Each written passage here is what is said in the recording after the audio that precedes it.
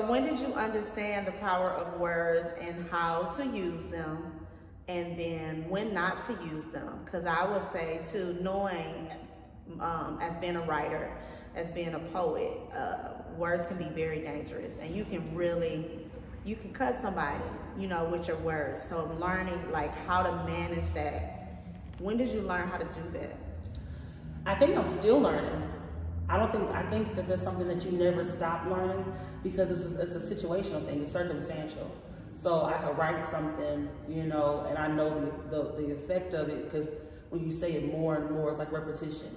It's how we like learn a song, right? Or when we're saying affirmations, or when we're trying to, you know, like remember something, you know, for whatever, or we're trying to remember it to like pass a test, like just taking and absorbing information just enough for the moment, or we're taking in this information and the things that we place on ourselves on the inside that's going to, you know, carry us out through this journey, kind of thing. So how we make people feel, how, you know, saying like they say when you feel good, you look good, but sometimes we don't always feel good. But then people are like, oh my God, you're so sharp or whatever, and it's still hard to receive. So you have to remember that you're playing the role of both the giver and the receiver. Right. So when we remember how people, you know, people close to us, but things that they done said, you know, that made us feel a certain type of way, but, oh, but that's my friend, but that's my sis, but that's my, you know, but no. It's like one of those, like positive reinforcement. You know, I remember being in like high school and talking about it. Like an example is like, oh, you go to a vending machine, you put your money in, you get it, boom. Because happiness, right? You have hunger or thirst and you're gonna get it. It's not until you put your money in, you hit your thing, and all of a sudden it's, why are you not coming out? Right. Why are you not doing, you know, so it happens one more time, or that's enough, like something's going on here.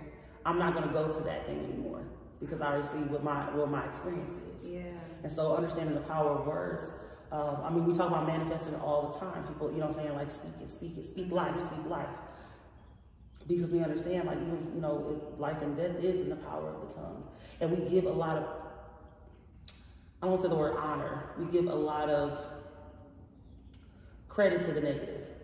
So when things are unfolding that way, it's because it's like we believe more, we put more faith in the negative than the positive. And I've done that plenty of times. Yeah. So like I said, it's something I'm ever learning. Okay. I can say all these beautiful things, but maybe inside I don't even believe them myself. Right, that's true. But I'm gonna still keep saying them. Yeah. You know, speak until you believe what you know what you're saying. You know, when they say, you know, fake it till you make it. Like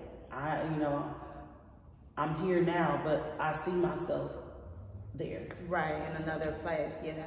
Who were the people in your life, specifically the women in your life, who spoke life to you at a young age, for you to carry this amazing gift that you have as a poet, and then to be able to speak life into others? Who's the first person that you remember, the first woman who spoke life into you?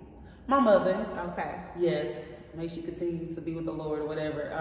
Sonia. That's like, even I remember like a few years ago. So she passed away at the end of October 2017. So this is before then. I want to say like 2014 or 15, we had walked over to Bastille Days.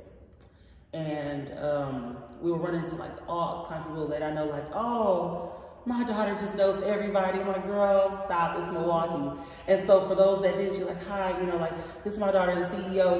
And I'm like, girl, why would you, a CEO of what? I said, I don't want to start nothing. I don't want to be like, stop saying that. But she's like, I know what I said. Yeah. And that's just it. And so if it wasn't for her, if it wasn't her, both my grandmothers, they drilled, you know, growing up, my family would be like, oh, she's going to be the next Oprah. She's going to be this, whatever. Like, they'll speak those things. But the unfortunate thing was, when it came down to my cousins, they wouldn't say the same things about them. Oh, you know, she fast, she's going to be the first one pregnant, whatever. And of course, in my mind, I knew something wasn't right. And then personally, I was like, well, why should I care? They were speaking these great things about me. But I'm like, that's not fair. How you praising me, but low-key bullying them? I don't like bullies. at all. So maybe that boldness is just because of advocacy. Like I just like something rises up. Like I ain't even the one. Yeah. You know, if I think some harm is being done to folks or whatever, like, do we have a problem? So it's important of what we speak into the children's lives, because that's also leading their trajectory. Right. Yeah. So, you know, but then on top of that, it's a lot of pressure too. Like, oh, she's gonna be this, she's gonna be the next doctor, she's gonna do this, whatever. So it's like, you gotta get good grades. The expectation is that you're gonna always do this, whatever. So like, it was pressure saying like, what happens if I deviate? If I don't live up to these expectations? But them speaking life into me and the power of prayer, you know, like I'm only still here because of those prayers that my mother has said forever ago, would be praying for hours. I said, girl, did you cover everything? Right. Because I took a nap, I woke up and she you were was still praying. Wow. Yeah. So Tony, did you cover everything? So all of that. So I know that I'm covered, even when I don't feel it. It's a knowing. It's the difference. And so my mother, my grandmothers, my aunts, you know, like I come from a lineage of strong women who've been put in very interesting situations, but they've all found a way out. And that encourages me, you know. So I'm glad I didn't, you know, take the road of, ooh, hurry up and find a husband and make a family, whatever, which is nothing wrong with that. But I didn't want to get bullied into that. Okay. But like, you know, like you're speaking all these expectations again, and it's like, wait a minute, chill on my womb though. Like I got things, you know, like there's other things for us to do. Wait, did you say chill on my womb? Please, just, I cannot even, like you the first person, the way you said, that's how you know you a poet. You already. Nah, that's how you know.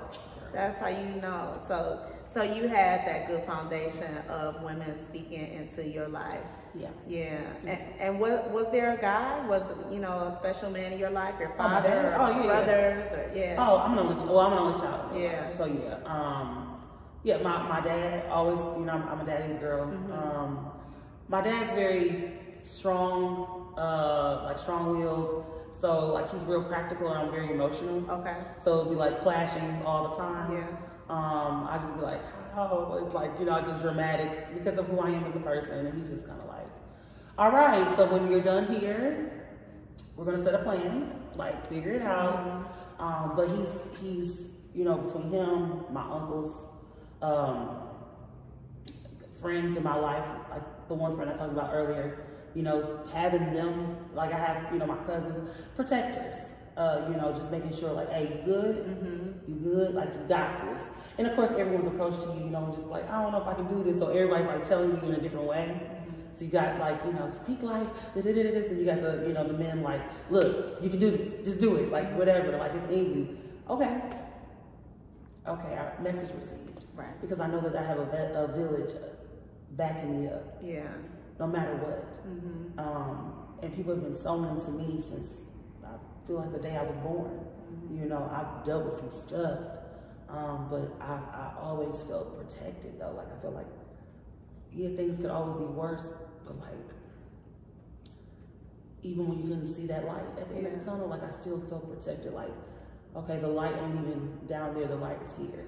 So I just have to remember that, and then whatever kind of darkness is going on, I can outshine that as long as I hold on to that. You know, think about the faith of a mustard seed. So even if you have a flicker of light will outshine darkness. So you just hold on to whatever you got, hold on to your light until it's time, the proper time for it to come to a close. Okay. Protection. When we talk about protection, we often hear that a lot of women don't feel protected. So for you to say, you know, my experience was I did feel protected. Yeah, like I had trials, you know, I had things that I experienced that was not always pleasant, but I did feel protected. Like, what do you say to those women who never felt protected? What words do you use? Do you have a poem? Like, do you have something that you have shared with people before regarding that? I don't know if I necessarily have a poem, probably just a conversation. Okay, well, let me preface this by saying I can wholeheartedly, I thought I could say on two hands of you know, black men specifically, you know, in my life, who I felt I could trust in my whole life. I'm sure that number has gone down to one hand, you know, because my thought process is, if you can't protect us all, then how do I know for sure you would protect me? And the issue is that we pick and choose who we want to heal and harm. You know, like, oh, your brothers or your cousins, you know, saying something happens to you, Crystal, they're gonna run. They're gonna jump, you know, or, you know, if a guy hurts you or whatever like that, and like really, you know, they got your back. But in turn, then why do you go up here and are foul to these women? What's the difference? Because we share the same, you know, bloodline, because you know me. What's the difference between myself and the woman on the street? She should feel protected too. You shouldn't have to know my name or my story to know that I deserve to be seen, heard, valued, and protected. You know, it's not saying that a man has to step in and be like, hey, you use protection. That's not what this is. So I've been protected as far as like, you know, I know that there's love around me. But it wasn't always the loveliest of words given onto me on my own family. So I think there is some poem I wrote forever ago, maybe during National Poetry Month, that I think it's in the book too. Just about, kind of explains a little bit of my upbringing, about, you know, being compared to things or whatever, you know, when it ever came down to my size or like my skin tone or whatever. And a lot of the hurt starts from the family that protects me.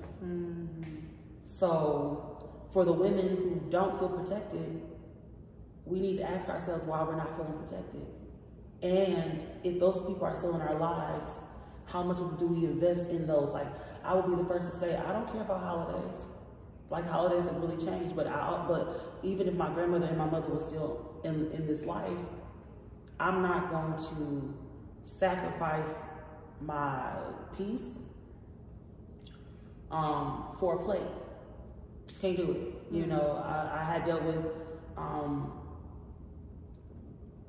I call them the forbidden M's, because I don't have any updates. So it'll be marriage and motherhood all the time. You know, like, man, we just sharing a meal. Like, and you're saying like that's the conversation at the table all the time. You know, because everybody else has a child or whatever, and they're just like, okay, I don't have any updates for you.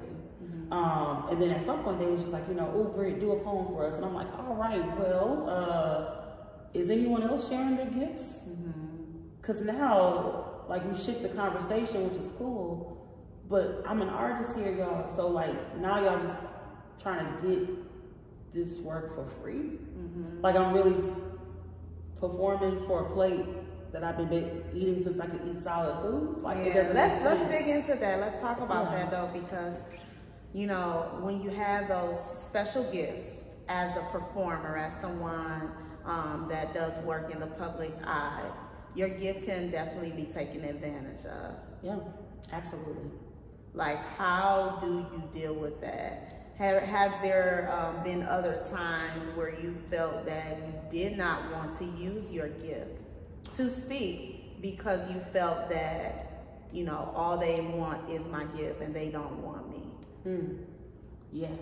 So, what I would do with the family is like, okay, I will give y'all one simple, you know, whatever, maybe a short piece. And I'm like, but here's my next show that you can come to. And, you know, here's, you know, I host Lyrical Sanctuary. At the time I was hosting Pentastic before Lyrical Sanctuary. So I'm like, you can come to my open mic. Like, there's ways to support and sew into me. I'm not begging for y'all money or anything like that. But if these are gifts or whatever, and y'all tell me that, you know, all these things and I can do, well, then y'all would be the ones to help me get to that place, right? And then just keeping up those boundaries. Like, if I don't want to be somewhere, I won't. Sorry. Like, oh, is Brit coming up? No, that's why I love living on the Lower East Side. Everybody else is on the other side of town. Oh, sorry, guys. I just didn't want to coordinate, have somebody come get me. I just, you know, I'm just not feeling it today. And I'm not feeling well. I'm just not feeling it. So, and any other times, if I've ever felt like people just kind of want the gift outside of the person, but you can't exclusively separate the two. Right. I'm who I am. So even if I'm not performing, it would be somebody, you know, sitting around who just needs to talk. Like something about you, just have kind eyes. It's like a sign on my head that says, talk to her, she'll listen. And people will sit right there and will tell me things that they probably never confessed to friends or family, because one, they don't know me. You know, there's no bias there. And they finally feel safe enough to release. And so that's just about us being, you know, available. You never know, like, oh, I'm here for this, but oh, I was supposed to encounter you. Right, yeah. And so I just do that, you know. It's a lovely day when I can go somewhere and not have to perform. I just want to show up. I just want to be the, like, my boy Kellen just said something about a show that he wants to curate or put together, and I'm like, can I just be a greeter?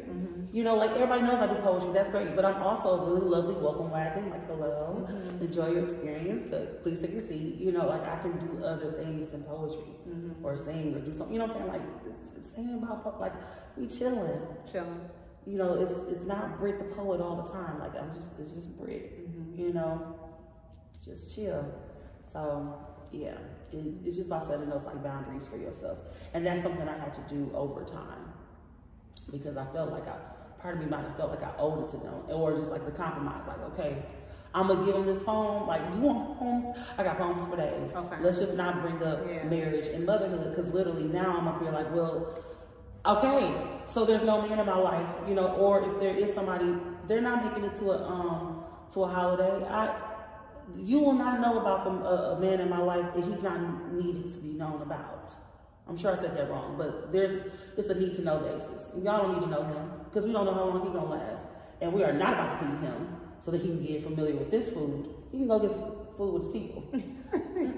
You know, or that, like, so is he the one? No. Absolutely not. But you'll never know anyway, because I'm not gonna bring, you know, them around. And so, or motherhood. Can't just, I said before, it's like, ooh, you know, get married, had it, like, you know, just okay. Then they just start talking about marriage altogether. Like, my mom, she's always wanted a son. And she loves me, but she always wanted a son. And so she's like, you know, my grandson, like, I was like, ooh, you're very specific. Like, that's, like, what happens if there's a girl, you know? Make it make sense. But my grandmother was on the same stuff. And I'm like, girl, you got all these great grandchildren. Why do you need one for me? You know, to carry out the legacy of Sonia. Hi, I'm her legacy. I'm her heir. I don't understand. Where am I going? What am I doing? The pressures, it seems like, you know, and it definitely sounds like you have dealt with a lot of pressures that typically a lot of us women deal with, depending on what area we are in our life. And you were one of those special childs who is gifted. And so not only did they lift you, but then also on the flip, it can be pressure. Yeah, it can be pressure, but you managed to figure out boundaries. Yeah, because I was like pushing that stuff, you know. I went to gifted and talented schools. I went to, you know, like all kind of like other things. But, you know, at some point I was like, what's in a grade? Like, I'm brilliant. Why should I have to explain why should I have to like explain myself or prove myself or whatever? And so that's what I was getting to a place of, like, why do I have to prove these things to you guys? Like, I'm doing these things and I don't want to lose the love out of doing it. Right, yeah. When it becomes very laborious, when it becomes like more of a chore or a challenge, then you just kind of like, ugh, I don't want to do this anymore. And I was falling out of love with writing, you know, at some point, and I had to figure out how to get back to me. Like, why do I write? Am I doing it for the applause of men? Am I doing it to save a soul, starting with myself? Am I actually just, you know, because we had to graduate out of Dear Diaries and now all of a sudden it's just in another form? Like, when we put these poems out, when I put these poems out, I'm exposing myself. Y'all think it's just some beautiful words, or, you know, or finding ways to connect, even if there's like a pain that you can resonate with. But like, this is me every day rehashing my things out, and I'm putting it into the public consumption, and y'all see, oh man, that poem really hit me. I'm like, imagine, like, it hit you first. Imagine the experience that even pulled out a poem. Right, because it hits you first before you decide to say, you know what, I'm going to release this. What are some things that you love about yourself? Because we know that people love you because you're Brit the poet. But what do you love about yourself that people may not know? I love how witty I am. So like, I don't rib or nothing like that. I ain't way too emotional for those kind of things. Like, you said what? I could, you know, but I'm real like on the spot. And I say things and then people just like, did you really just say that? Like, it just flows. I don't even try. And I also love how I connect with the outside world. I can show up as my authentic self and still be this light, you know, that I'm cool with, like from babies to elders. Like, I'm cool, you know what I'm saying? Like, yeah, that intergenerational connection. I am, you know, because I'm 35, but I don't look 35. Like, nobody, you know, my young people don't believe it. But I'm old enough to know that I've had these experiences that have shaped my life and my world. I'm grateful for the opportunity and the gift. So it's not just writing or poetry, you know, I'm filled with all these things. I'm a builder, I'm a healer, and I'm a connector. Say that again. And it's on my business card too, y'all, but I'm a builder, healer, and a connector. And so poetry, like any other thing, is a tool that helps me to do those, to help me to build with folks, helps me to connect with folks, helps me to heal with folks. I'm not healing folks, I'm healing with folks. You know, like, their work is their work. So if they hear something that just kind of reaffirms that, you know what, I'm on the right path, I needed to hear what she had to say to me, or, you know, a poem or something. So like, when I do my poetry, it's not about trying to do the hottest piece. You know, oh, but I've been doing this like for years and I got it all. It's not about any of that. It's about what, like, being a discernment. Creatives, we should be more sensitive and intentional about that kind of stuff. We are here to feed the people. And then you can do all these fancy punchlines and all that kind of stuff or whatever, but it goes right over people's heads. Talk to them. I like to think of like poetry or whatever, it's like the great exchange. You and I, just like we're doing right now, we're just having a conversation. So I speak a poem and then you speak a poem back to me. It's just the great exchange. We're still communicating. My cousin Lilo and I, when we was going to Poetry Unplugged, before we would go perform, we'd step outside the venue or go somewhere, and then so the poem that we're going to do that night, we would just talk, speak it to each other. So like, I'll start doing a few lines, I stop, and then she starts her poem or whatever, we stop and go, you know, back and forth. And then we wanted people walking around us and doing all things because we wanted to make sure that we can still focus in the midst of all those distractions. And this is how we practice. And we would do that often. And it's just, again, it's communicating. I just had something to say, so I wrote it down, or I spoke it out, and somebody was willing to listen. And when I hear you, and when I read your work, but more so when I hear you, like I was telling you, it feels like a form of activism too, because some of the topics that you're talking about, like, you know, you're getting people together. You're getting people together in a way that they don't even catch it, you know, because poetry is it's a form of creative art, you know, and so it can be cool, but it's like the messaging is what really gets you. And so when I hear you, you have the flow, you have everything, but you also do it with a purpose, like you said, and not just to say words to be saying words.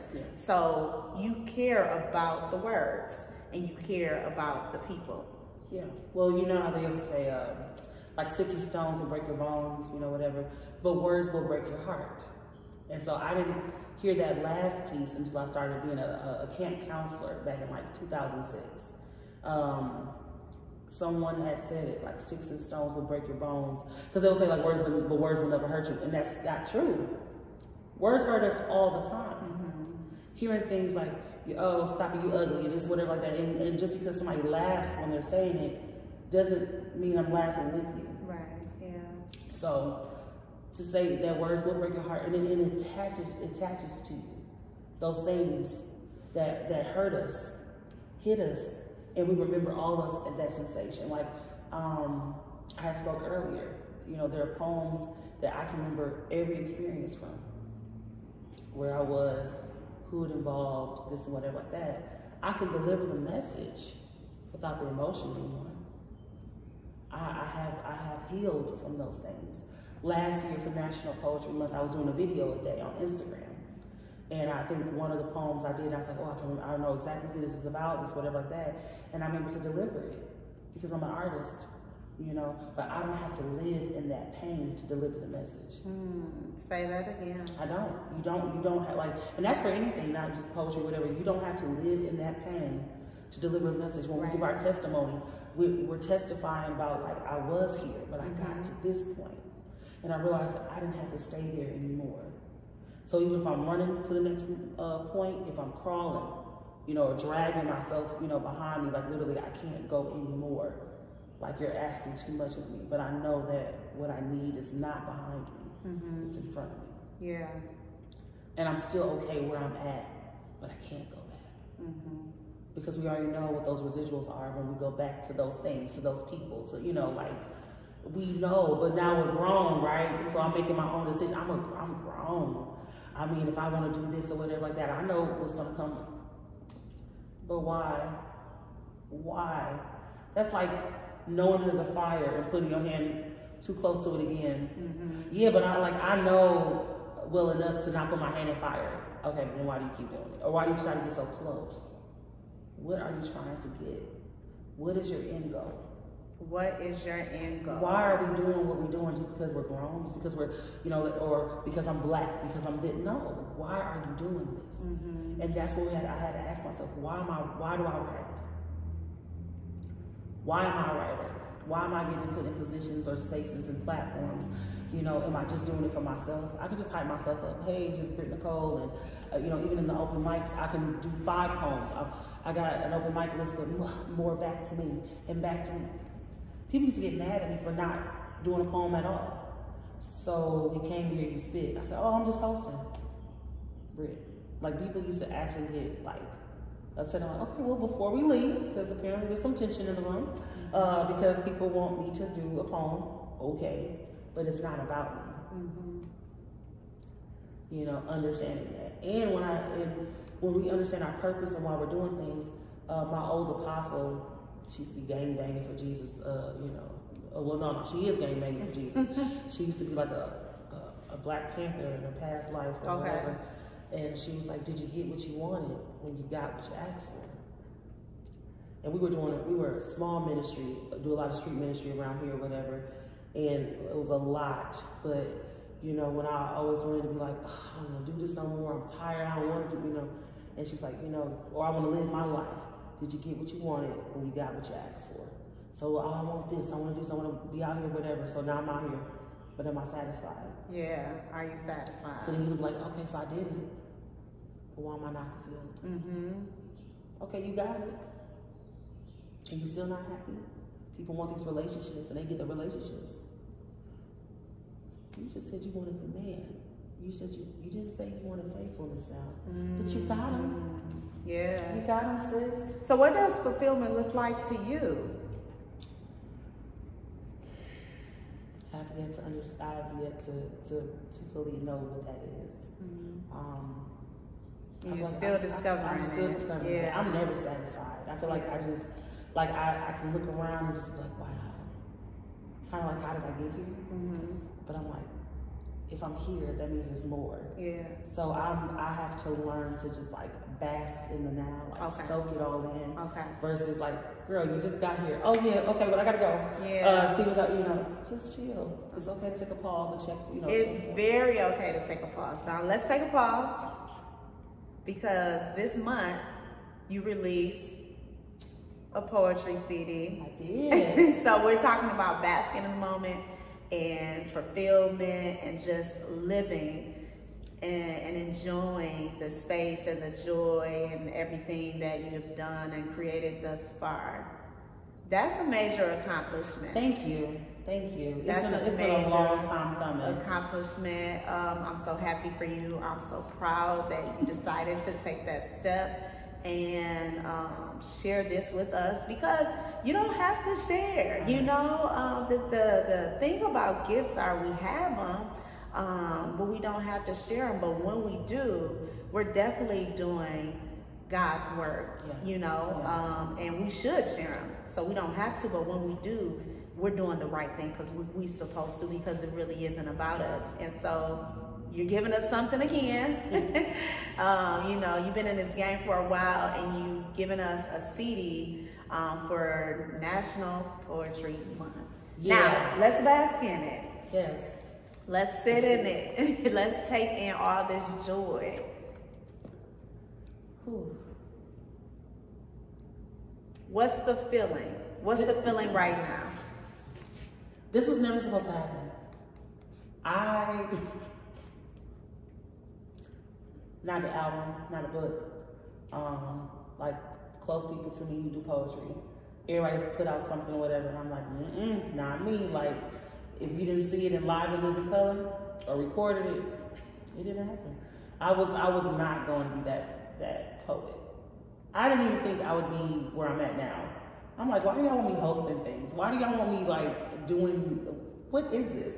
Because I was so in my head a lot.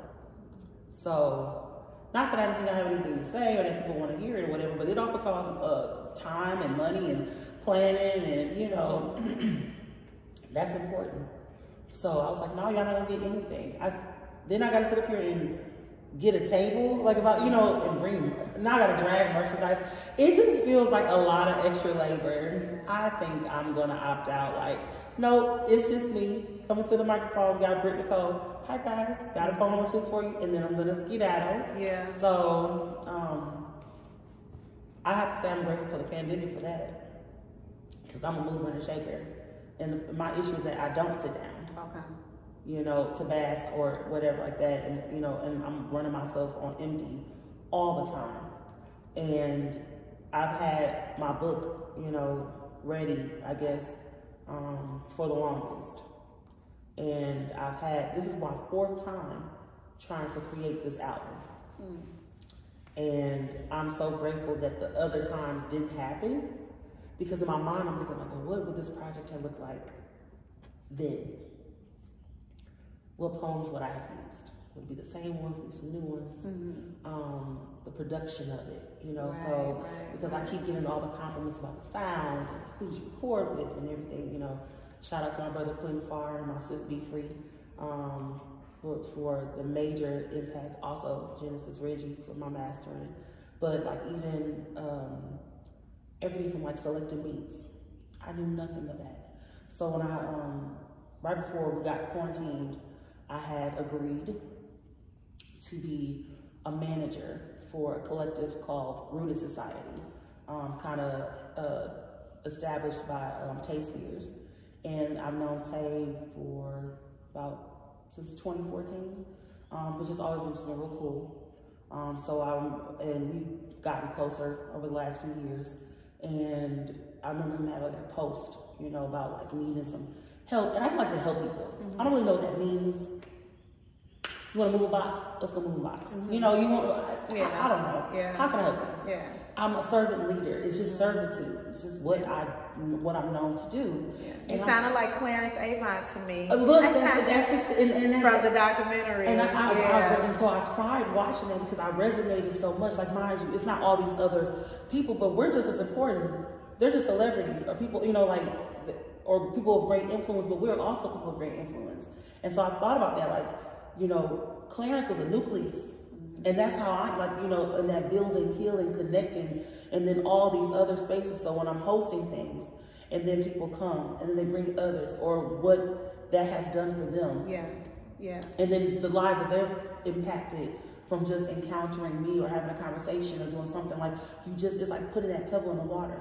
The ripples are beyond, like, are more than you can think. And it makes, so the pebble goes into the water and makes these ripples that creates great waves. But you started with a pebble. So all you have to do is just do what you have to do. By far, one of my favorite documentaries. Between that one and the Quincy Jones one, there's one that they showed at the Milwaukee Film Festival. I forgot what year that was. I saw it 3 times. I'm not even gonna lie. And every time I just got so excited because, oh, it's called Mr. Soul, because there used to be a show, like, I based out of DC. You weren't seeing black folks on TV, you know, celebrities or, you know, musicians or whatever. And it only lasted about 4 years or 7 years. I think the last episode was like 14 years before my actual birth. It was like March 7th and like whatever. And I'm like, okay. It was just like these people he had on there, and it was black AF, okay? But everyone was tuning in. And this guy, this man, he had close ties with, I mean, Sidney Poitier and all these, you know, other individuals and actors and musicians. And I'm just like, man, when we just get into position to be used, it doesn't mean you have to have all the credentials. So I say that to say, like, even with the whole managing thing. Now, I may have been a project manager. Hey, Britt, we want you to host the poetry portion of this. Okay, I'm going to find you the talent. I'm going to make sure my talent gets paid. I want to make sure that all the paperwork streams through me. I want to be accountable because this is sensitive information. I want to make sure that all things are as they should be. Here's where you need to be. This is where I'm going to be. You know, all that. I can coordinate all of that. But I had never managed the careers of artists. And I'm like, wait, and it's like 3, 4 y'all who are actual rappers. I don't know how have I ever done this before. And he trusted me. They trust me, and I've built this family because of it. But it's like my heart wants to see you win. Yeah. So does that mean we just make a phone call? Like, oh, so we were just in the studio and like we were just jamming or whatever like that. 5 years later, the person decides to put it out. But you ain't got no paperwork that said, you know, you're on it. But how do you get any kind of royalties from it? How do you get any kind of, like, we gotta just stop just doing stuff for fun. Like, okay, that's cool for fun. So let's pretend like this is an actual business deal. Right. And let's sign a document. Okay. Ooh, it just became legal. Yeah. Let's keep our receipts. Yeah. Ooh, that's organization. Getting us in the habit so we're just not so lax. Like, I just want to put out some music. Okay. Yeah. So like, where's the order and where's the structure? Exactly. And bringing that in and having meetings and saying like, hey, I don't just care about you as an artist. I care about you as a person. Now, here's the timeline and the thing and the goals that you set. But how are you doing? Because if you as a person are not well, none of this matters. Right. Where's your mindset? Yeah, and that's the, and I was just gonna say, that's the biggest thing, no matter what you're doing, what work you're doing, what performance, whatever, like, how are you the individual? You know, because how are you individual? We put on so much. I think about like people like Robin Williams, you know, he gave us so much joy in his characters. You know, he seemed like just a light to be around. Like, you know, if I could meet him, that would be a person you would have wanted to meet. Yeah. But even in his what he brought to the world, he couldn't harness enough for himself. Right. Yeah. You know, he took his life. Yeah.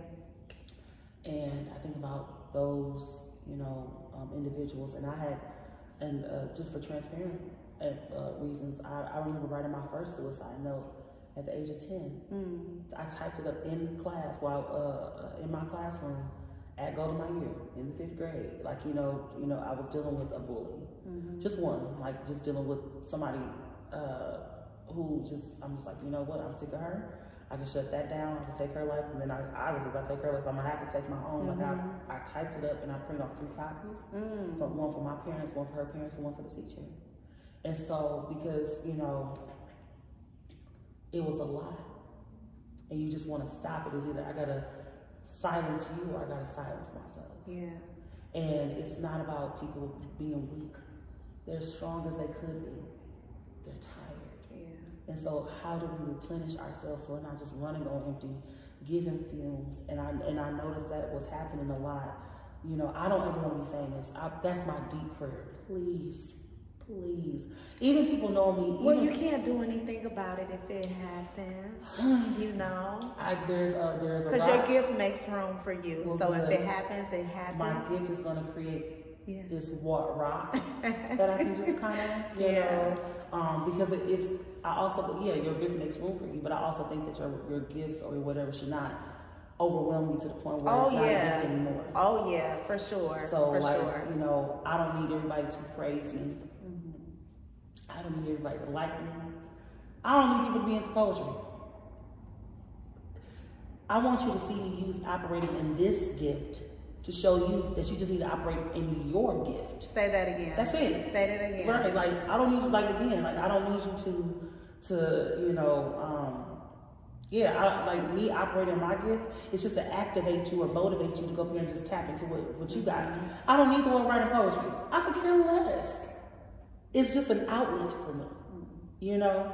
I also make friendship bracelets. And I started doing that when I was a camp counselor back in like 06, 07, whatever. And then I realized, you know, I would get angry sometimes and really frustrated. And I started making friendship bracelets while I'm watching a movie or whatever, because I've got to get this off of me. Yeah. And by the time the bracelet was done, I would just gift it to somebody because, you know, by the time I was finished, whatever I was doing, I was able to just kind of process it. Yeah. Isn't that good though? Because I think, like, we have to find things. We have to find, whether it's a hobby or whatever it is, we have to find something that calms us, that centers us, gets us back in the space to be okay with what's going on in our life at the time or what's going on in that particular day. Yeah. And so as simple as a friendship bracelet that you know, brought you calm, that brought you peace. Or listen, or a playlist. It has to be a healthy outlet, because anything can be, you know what I'm saying, like, okay, you know, I'm quick to like treat yourself, okay, because maybe I haven't bought something for myself, but I also know that I used to have an issue with online purchases. You know, it could be 3 o'clock in the morning, I got to get it, you know. It was that bad, sis? Girl, Instagram, you know, you scroll and you're just like, oh, those products look good, or this shirt looks good. Yeah. Why? Why is their purchase being made for $47.88 at 3 in the morning? At 3 in the morning. Yeah. Like, sis, you could put that towards right in your head, you know, like, it's all things in moderation. Some people work out, some people are intimate, some people, you know, are performing, some people are, you know, I used to go to karaoke twice a week. I started off just once on Wednesday. So like, and this is when I was working at the YWCA. In the W2 department. And the thing that got me the most excited about Tuesdays is that I knew Wednesday was coming around. Right, like, anticipation. I said, and then Wednesday's like, here she go. Yeah. I said, y'all just give me the 5 o'clock because I'm out.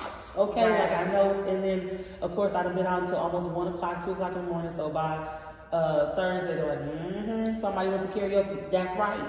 Because if that's the only joy I got to do, would go up and doing this hard work, then I'm going to. Yeah. And then eventually I was going on Mondays and Fridays. So I can start my week, you know, after a long day and we got enough energy to go and sing it out. And then now I'm kicking off my weekend, whatever the festivities is. We ain't doing nothing before karaoke. Right. Trying to get something like you're committed to that karaoke. Oh, and then on top of that, like I was building community. One of my best friends, Ava, and I, you know, started going to karaoke, and then we have voices, so people love that. You know, I love people trying to down their liquid courage to get on the microphone.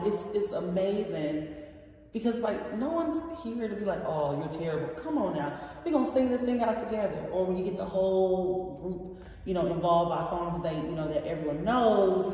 But then people are anticipating, like, I'm excited to see you. Yeah. I came here today because I knew that you were going to be here. Yeah, and it's like with you, it's like your somebody else's excitement, it just fuels your excitement. Like that's what I get for you. You like, yes, I do. You know, and like you said, like somebody else winning, it just makes you feel good. We all like know. I'm winning, you know. Crystal, we all can eat. Yeah. There's no crabs in the barrel mindset. I'm not a crab, and there is no barrel. I'm free if I don't put the boundaries around me. And one of my other best friends, I have like legit 10 best friends, but Denisha, well, you know her as Denisha Williams, but she's Denisha Wilkins now. She would always say, go where you're celebrated, not where you're tolerated. I want to be in spaces where I feel celebrated, like people are excited when I come through, because that's how I be feeling. Like I could be chilling, but let somebody come up in here that I knew I haven't seen in a minute, I will jump up, you see arms flailing, because it's like I'm just happy that you're around. I'm happy that you exist, and you know, like I'm happy that you're in my village, in my life, and I don't have to see you often. But when I see you, it's always goodness. Yeah. And you hope that when you encounter folks that they're in a good spirit, and if they're not, then maybe I'm glad that you're encountering me, even if you're not having the best of days, that hopefully it gets better, you know, or whatever. Or Just want to be that light. That's it. Yeah. We're that's it. It's internal and it's eternal. You know, so even if my days is flickers, that's still more light than somebody, you know, feels that they even have. And they don't realize how much they do have, because sometimes all we can do is see through the lens of lack. Yeah. We talk about what we don't have, who we don't have, where we're not, you know, where we feel like we're supposed to be, you know. Well, I'm 35, I should be married, I should have this, I should do this, What? You're right where you're supposed to be. You're right. Yeah. Where you're supposed to be. Stay aligned. Stay aligned. Because all those things, I don't want something that I'm not prepared for. So if I'm not preparing for it, I can't imagine it's gonna come to me anyway. It's not on my list of priorities. Because like why? I don't want to wait to do all these experiences. Like, oh, but if I had a partner, if somebody decides to be my babe for the day, you know, like my hashtag is, you know, my hashtag is life with Brit is lit. So it don't matter. Yeah. You know, so it doesn't matter what's going on. Like your life is always lit. Yeah. You know, when they like, oh, she had another concert, oh, she doing this or whatever like that. Like, and I post the good stuff as much as I can, because when I see those memories, I'm gonna need that. Because a year from now, I might be on my last leg saying, you know what, I'm tired, I'm through, I don't want to do this anymore. And I'm looking at my experiences, and I'm remembering the things that I said that day a year ago. I'm so all about moments and memories. Like, moments and memories is my jam, as people say. What's your jam? That's one of my jams. And because it's important, it's needed. And so as much as we can, go out to create those memories. Like, I'm a firm believer in, like, ladies, let's go out and create those moments and memories. And that's whether it's with your children, your partner, yourself, your friends. Like, go out and create those memories. Because like you said, there's going to be a day where you're not doing anything, or it may be a down day, and you need a point of reference. And what is that point of reference going to look like? Is it going to look like, I never decided to go to that concert, I never decided to take that trip, I never decided to, you know, do certain things because I just felt like I needed something, or I needed to be in a certain place in life to do it. And so I love that, and I do believe as women, we're definitely stepping out and taking those risks and just living life like it's golden. That's right. Which I love to say, like, living like it's golden. It's such an amazing song. However it comes to you. Yeah. Yeah. I mean, we think about those songs, like, just how you hear it when the music kicks in and you hear Jill's voice. Yeah. You know, and you think of like a beautiful day. Yeah. You know. Doesn't Jill give you that? Like, just and I have had so many people tell me, like, Brit, you give me Jill Scott vibes. And it's such a compliment. So I can be compared to some of these greats, but I don't have to lose my identity. So you don't see Jill when you see me perform. You see Brit. Oh, I definitely see Brit. So that's what it is. But I think that a lot of times we lose a lot of people haven't found themselves. Or, you know, people think, oh, I wasn't even a mistake, or I was a mistake, I did this, whatever. I'm saying, look, hey, you are a masterpiece in the master's piece. Say that again. So that's what I tell people all the time. You are a masterpiece inside the master's piece. Everyone. And that's just like an artist, you know, always adding little details. And that's how we evolve and develop. You know, you've developed your character within and all that kind of stuff. And that, like, you're here on purpose, with purpose.